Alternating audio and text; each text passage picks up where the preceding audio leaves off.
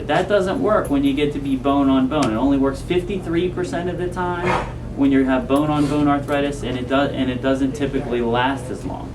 Mild to moderate arthritis or early arthritis, it's great. It works 74% of the time, which is the same as naproxen, and it's safer. And it lasts 6 months to a year, and you can repeat it indefinitely.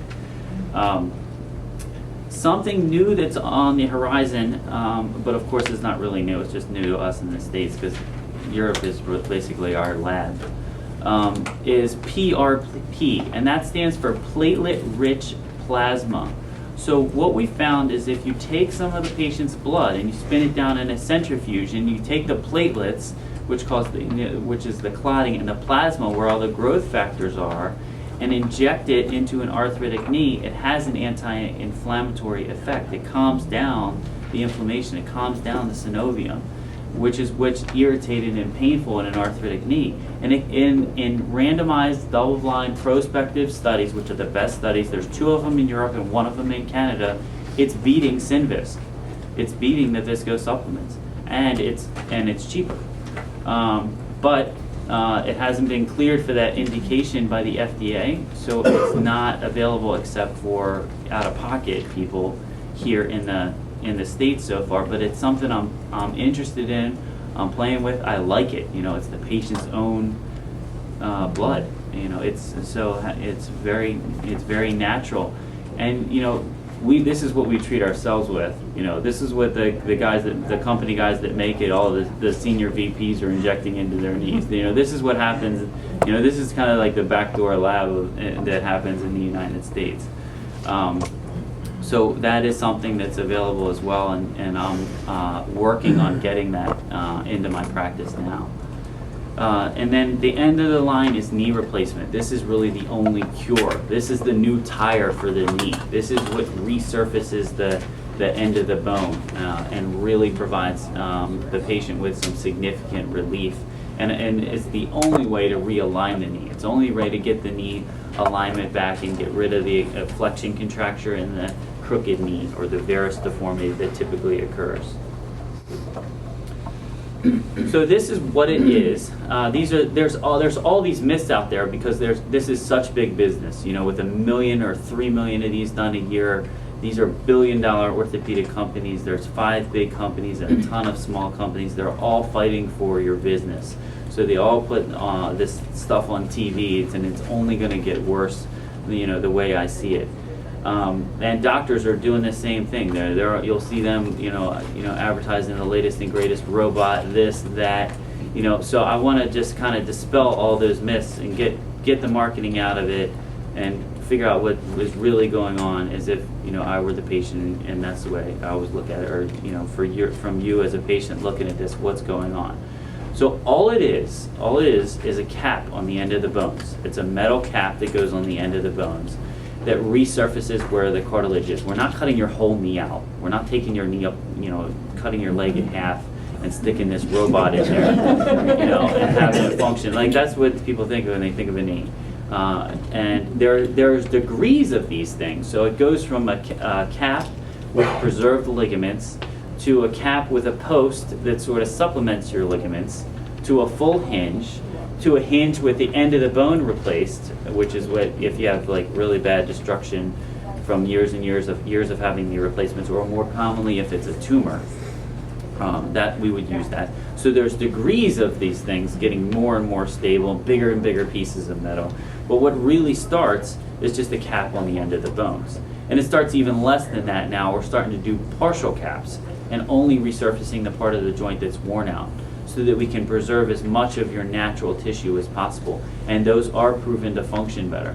I do a lot of partial and bi-compartmental replacements, where I just replace the back of the kneecap and the groove where it's worn down, or I just replace the inside of the knee and not the whole knee. And patients do better with that. The knee feels more natural, it functions better. You preserve the ACL, the anterior cruciate ligament, which at this day and age, right where we are now, is not preserved in any full knee replacement. And I'm working on it. When should a person get one is a big question I get. older doctors like my dad was always like, oh, wait till you're half crippled and half dead before you get a knee replacement. Why is that? Well, that's knee replacement's pretty new. Not until like 70s we started really playing with these things, and they didn't really figure it out yet. So that's why the original plastics that were in these things would wear down. They would oxidize. They were sterilized in an oxygen environment. They would oxidize and they would wear down. They would fret off. They would flake off. And the macrophage cells in the body would resorb the plastic particles as a foreign body. And when they got stimulated to do that, for some reason, they got stimulated to start digesting the bone around the implants. And then people would lose their bone, and the implants would get loose, and it would be harder and harder to reconstruct them.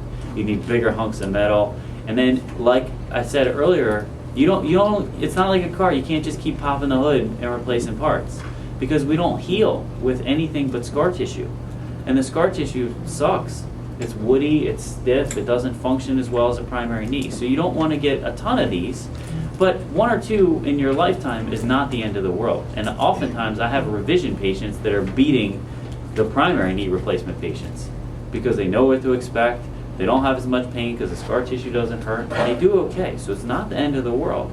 And the plastics have gotten worlds better. So I don't see the lysis problem that my dad saw. Now it is like, okay, you get a knee, and however long it wears out, this is another myth, 10, 15, 30, 40 years, whatever. Go in there, plop another piece of plastic in, and it's easy. So I think a person should get one when it's limiting their quality of life and they're starting to get a deformity from it.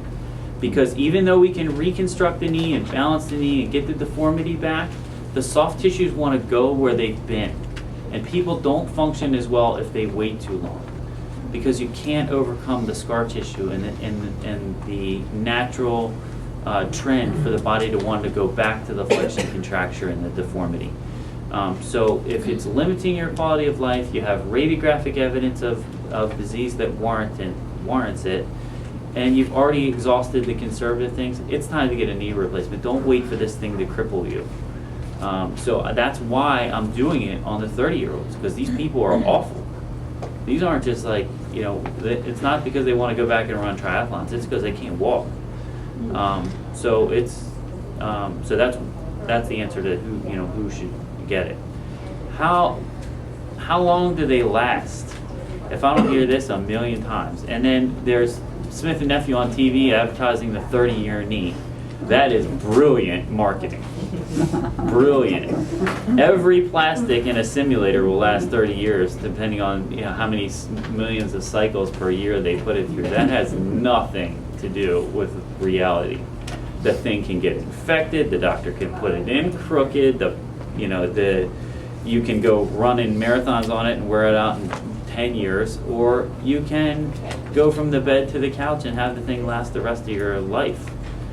It's that variable. But yeah, in the simulator, plastics look like they're going to last about 30 years now. Doing a typical so many million cycles per year study in a lab. They used to have this, this is why my dad is so shell-shocked.